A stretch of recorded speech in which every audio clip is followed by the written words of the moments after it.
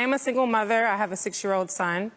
My son's father and I, we've tried, but he just doesn't, it didn't work out because he just hasn't given me the respect that I deserve in the relationship. Because me and my father, our relationship at this point is non-existent, it is having an impact on my dating life. And the guys that I'm attracting are just, it's all ending in the same thing. They're liars, they're cheaters, they are disrespectful.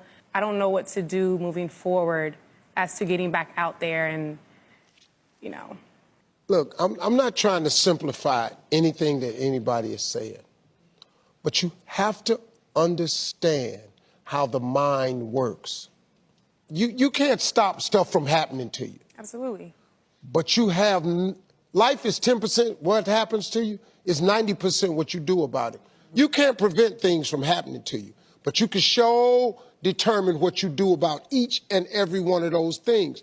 You cannot put the energy out there of everything your father did to you. Do you understand that when you emit that signal, do you know that that's what bounces back to the tower? Yes. It's how a cell phone works. It's how a remote control works. It's how your mind works.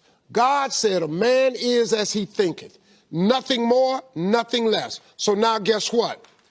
If you live your life with the expectations that your father did this to you, your father did that to you, your father never offered you this view, your father was not there for you, guess what you're doing? You're emitting that signal. The only thing can come back is the same thing you put out. I cannot stress enough the importance of your mind. But listen to me, that energy is the attractant. If a woman says all men are dogs, doggone it, here they come. Here they come. You finna meet all of them. I keep meeting cheaters, liars, non-committers. You trying to have a relationship with your father that he couldn't have with your mother, and now you end up emitting that signal, and that's what comes back. That's the first thing I want to get across to you. You are looking for something. Can I teach you this right here?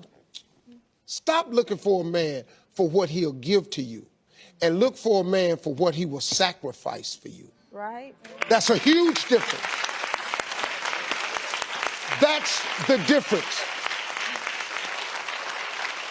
Chelsea, go ahead. How you feel? Go ahead. I do still have, I guess in order for me to start somewhere, I have to start repairing the relationship with my father. But let me ask you something. Let me ask you a question. When God put your mother and father together, he put them two people together to produce you.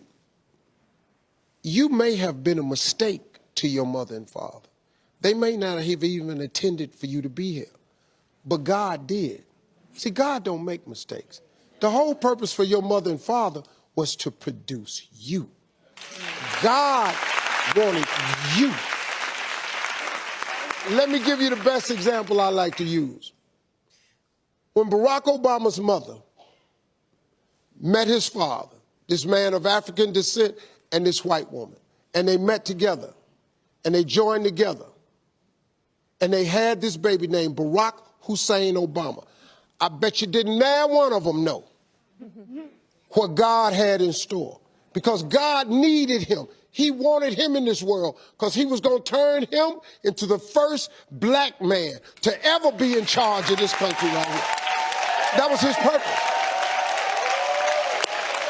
Now look, the fact that Barack ain't got no relationship with his daddy, that didn't stop the show.